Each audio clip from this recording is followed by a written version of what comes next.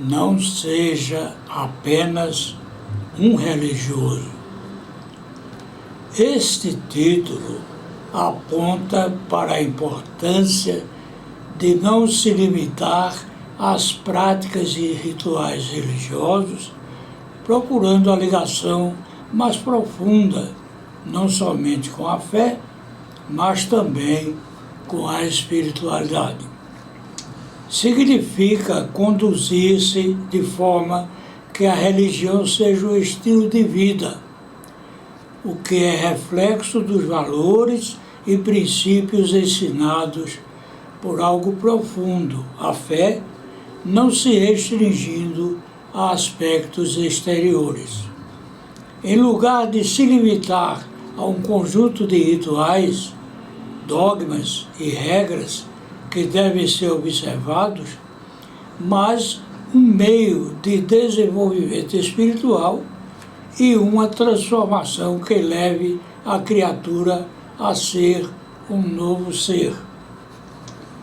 A fé deve ser vivida em todos os momentos de modo profundo, não ficando restrita a momentos de oração ou culto. Enquanto a observação de práticas e ritos é o que define a religião, a espiritualidade se relaciona a uma busca na essência do nosso ser por um propósito, buscando a ligação com algo maior. Ao ensinar o amor autêntico e compaixão pelo próximo, a Bíblia alerta para a importância de ter uma fé posta em prática. O apego em excesso às normas religiosas é um caminho para o afastamento da fé. Jesus é o maior exemplo de como viver a fé com autenticidade, amando,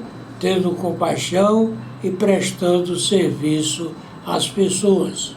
Assim, a fé, vivida de forma autêntica, nos transforma em todas as áreas da nossa vida e não adquirimos uma aparência que se limita ao superficial pela religiosidade, sem que haja realmente uma nova essência, um novo nascimento. Portanto, quando afirmamos que não somos religiosos, mas cristãos, estamos a dizer, se realmente somos cristãos, que todos os nossos atos, todos os nossos pensamentos devem ser o reflexo de quem é Jesus e o que ele fez por nós. Assim, lemos em Colossenses capítulo 2, versículos 6 a 7.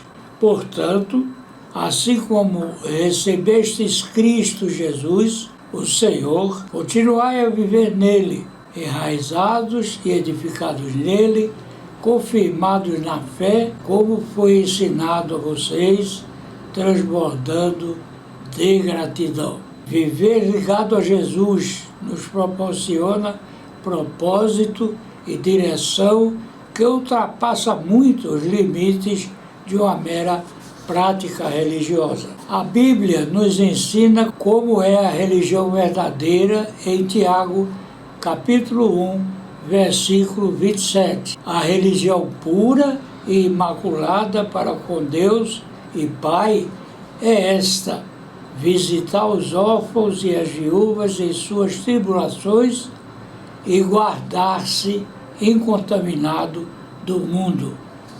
Ou seja, nossa fé deve ser a manifestação de atos de amor e pureza, não sendo um conjunto de rituais vazios, pois sem obras, morta está nossa fé. Eis o que nos ensina Tiago no capítulo 1, versículo 22. E sede cumpridores da palavra, e não somente ouvintes, enganando-vos a vós mesmos. Como viver com fé? Praticando o que a Bíblia nos ensina no dia a dia. Lembremos o que Jesus nos disse em Mateus capítulo 7, versículo 24. Portanto, quem ouve estas minhas palavras e as pratica é como um homem prudente, que construiu a sua casa sobre a rocha. Todo cristão verdadeiro crê que a Bíblia é a sólida base da sua fé e lemos a afirmação de Timóteo a respeito disso em 2 Timóteo capítulo 3, versículos 16 a 17. Toda a Escritura é divinamente inspirada e proveitosa para ensinar, para repreender, para corrigir, para instruir em justiça, para que o homem de Deus seja perfeito e perfeitamente instruído para toda boa obra. Ela é o único guia seguro para nos preparar para viver de maneira que agrada a Deus, corrigindo-nos. De nada adianta pedir a Deus o que está em desacordo com a sua palavra. Quando a Bíblia diz algo que não está de acordo com os interesses de muitos, eles nela não creem. Assim, não podem ouvir a voz do Espírito Santo que neles não está. A bússola do cristão é a palavra de Deus, orientando seus passos. Ela revela como Deus é e qual o seu desejo.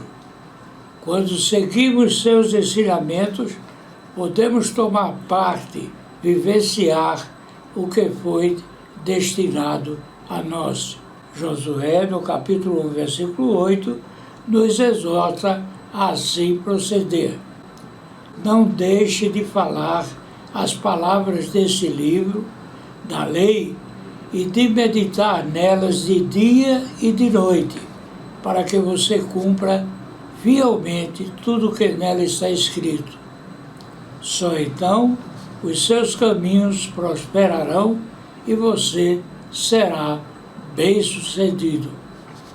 Assim, peçamos a Deus que nos capacite a abraçar a verdade bíblica, vivendo como o templo do Senhor, morada do Espírito Santo e, portanto, refletindo a graça de Deus em nossas vidas. Mesmo nos sentindo fracos, impotentes, inseguros, não nos deixemos paralisar pelo medo do fracasso. Isso é o que o Satanás sussurra aos nossos ouvidos, que tenhamos medo, que nos sintamos inseguros, impotentes, fracos. Isto é o que Satanás nos sussurra aos ouvidos. Mas devemos seguir o que Deus nos diz em Josué, capítulo 1, versículo 8. Sê forte e corajoso, não temas, nem te espantes, porque o Senhor, o teu Deus, é contigo por onde quer que andares. A fé exige que iniciemos a caminhada sem ver todo o caminho, e esta confiança agrada a Deus. Não é perfeição que Deus exige em relação aos resultados que alcancemos, mas a entrega do nosso coração. Ele se agrada de quem obedece, diz sim a despeito de ignorar o futuro. Ele se agrada de quem obedece e diz sim a despeito de ignorar o futuro.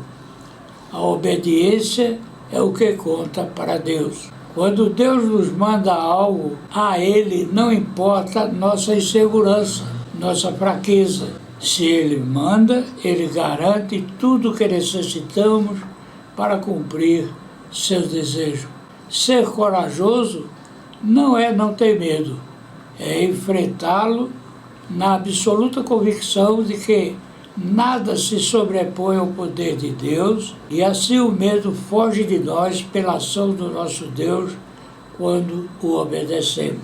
Tome posse dessas palavras, agradecendo a Deus a graça de um novo amanhecer, uma nova oportunidade de reconciliação com Ele, dedicando a Ele todos os nossos pensamentos, ações, palavras e atitudes, e entregando-lhe as chaves do nosso coração para que envie o Divino Espírito Santo para nele fazer morada. Ao meu Deus e Pai, por Cristo Jesus, toda honra, toda glória, de eternidade em eternidade. Amém.